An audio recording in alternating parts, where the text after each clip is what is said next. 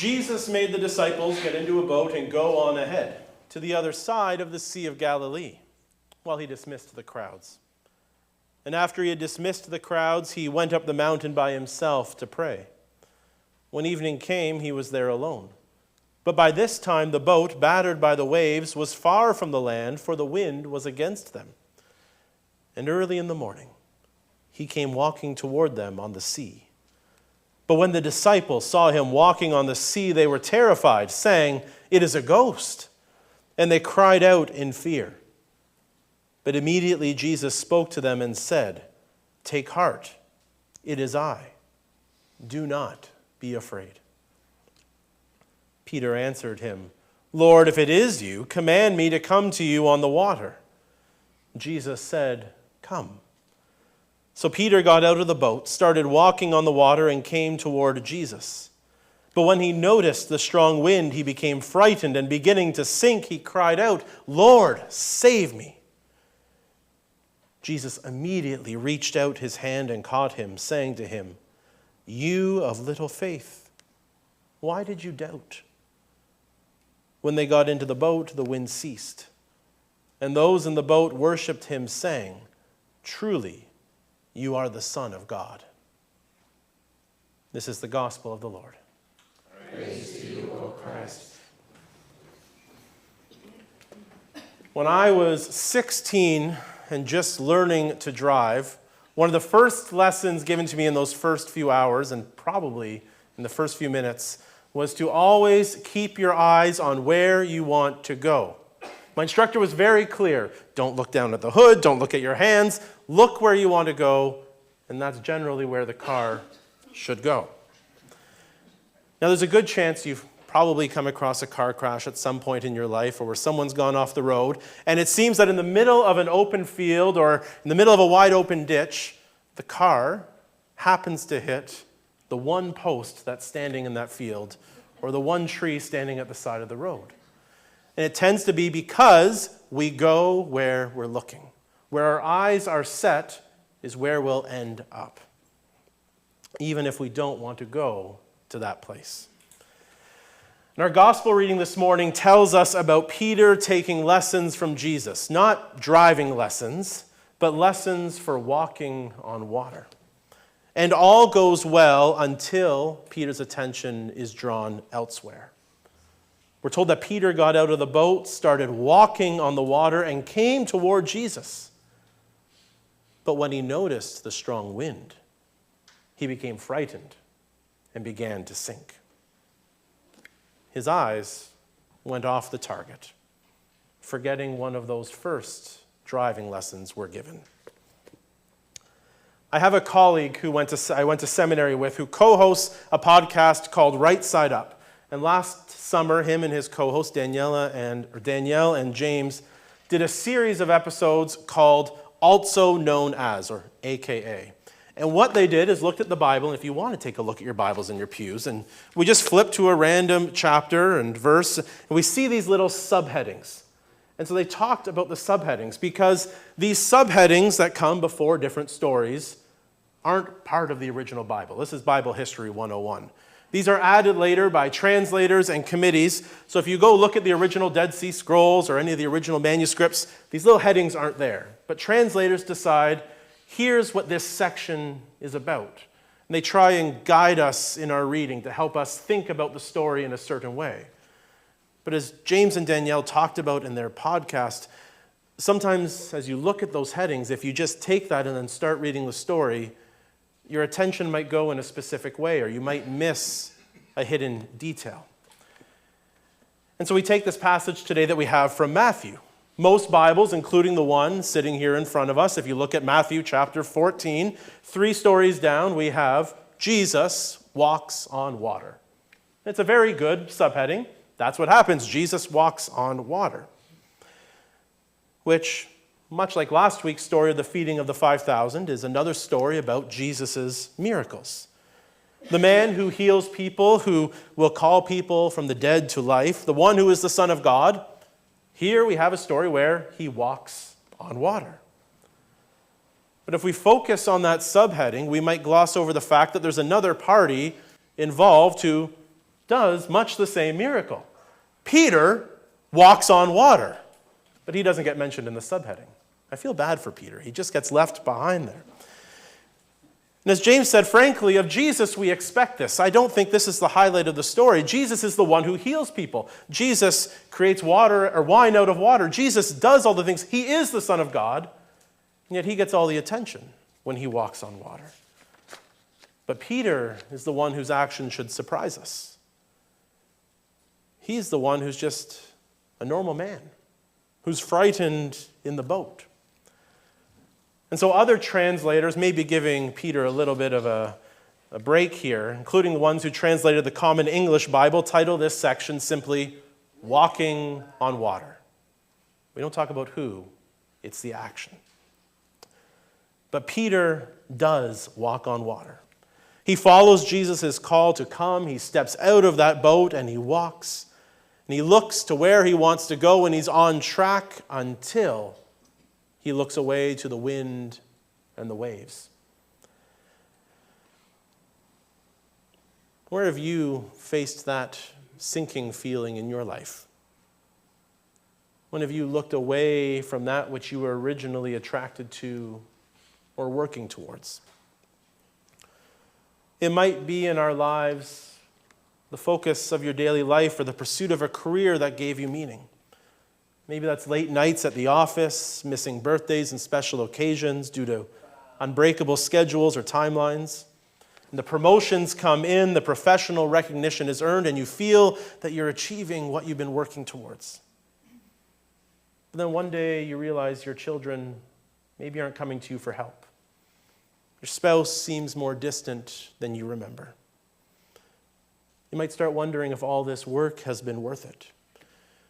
You've been so focused on one thing, on advancing your career, that when you finally see what else is around you, your entire world is thrown into doubt. Or we think about our lives in the church.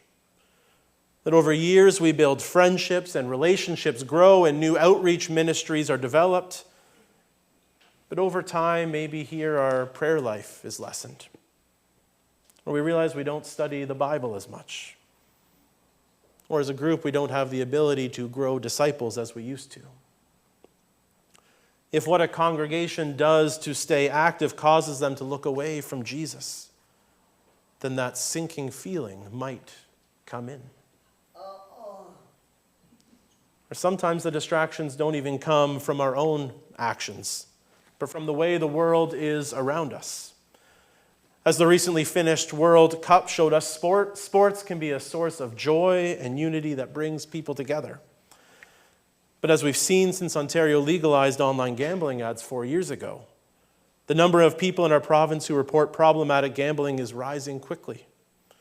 The Canadian Centre for Substance Abuse and Addiction reports that 1 in 3 young adults, age 18 to 29, has gambled online, with nearly 70% of those meeting the criteria for problematic gambling. And the harms from this addiction go beyond just financial. It affects relationships, careers, increasing the chances of self-harm. The world around us has decided that a side effect of watching sports, of keeping our eye on the ball, has a high chance of leading to us falling into a new addiction. This is a challenge the young people in our lives are facing. But just as we looked at these 3 examples, we realize that not all distractions are bad. I don't want to say from that first example that somebody focused on their career all of a sudden focusing on family is a bad thing. Or a church doing community work, following the way of Christ, is not a bad thing. But when our attention is shifted, when we have a change in focus, we can become disoriented, causing us to reconsider where our priorities lie, and we can feel like we're sinking, which causes us to reach out, to grasp for something to stabilize us. And that sinking feeling, that being unable to pull yourself out of the water feeling, is one which Peter felt.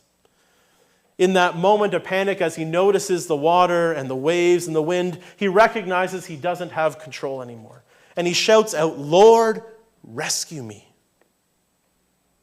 And Jesus immediately reaches out and grabbed him. Even when Peter has lost his focus on Jesus, Jesus is there for him, always ready to take his hand. And then Jesus keeps the attention of Peter, never wavering, and says to him, "You of little faith, why did you doubt?" Which brings us back to the focus of the story, of looking at those subheadings.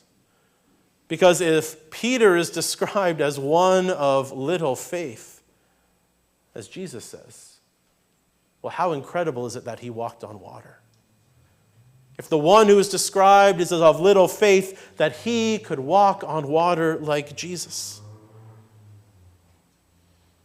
And so I think it takes us back to how we hear Jesus' words. His question is shaped by how we understand the one who reaches out their hand to us. Do we hear Jesus offering an accusation with those words, with harshness of tone, incredulous that we would ever doubt? Or do we hear in Jesus' voice compassion? The compassion he is said to have when he healed the sick and fed the 5,000. Do we hear him asking tenderly, like a parent to a child who has made a mistake, "Why did you doubt? Don't you realize I'm here? That I'm able to support you, I'm able to help you in your time of need. All you need to do is to keep your focus on what has been offered to you." And so how we hear Jesus' voice in that story might mirror how we see Jesus in our lives, how we understand who God is. When we stumble, when our focus is shifted and we feel ourselves sinking, how do you hear Jesus? Is it an accusation or is it compassion?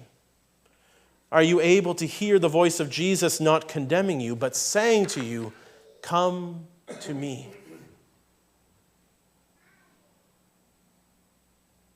We know about problematic gambling because there's a helpline. People calling in every day, crying out, acknowledging that they are sinking and needing to be pulled out of that trap. Families struggle to reconnect as priorities shift, but with support from each other and friends and professionals, they may learn to find a new work-life balance. And in the church, each week we gather. We gather together to center ourselves on Christ, to make sure that our eyes are reoriented to the one who sustains us. Eileen and I were out for a little walk last night, and we saw a neighbor whose mother had had a funeral at the church at our downtown site. And he asked, "Is that window still there? Be not afraid." We looked to that window and we were reminded, be not afraid. Or we look to our vision statement of this congregation, which I always come back to. We are a Christian community open to all, transforming lives through worship, learning, and service. And so we are a group of people pulled out of the water by Christ, each one of us in need, and the actions of this community come first from our worship. Before we can serve or learn, we put our focus on God, to give thanks, to ask for help, and to be fed.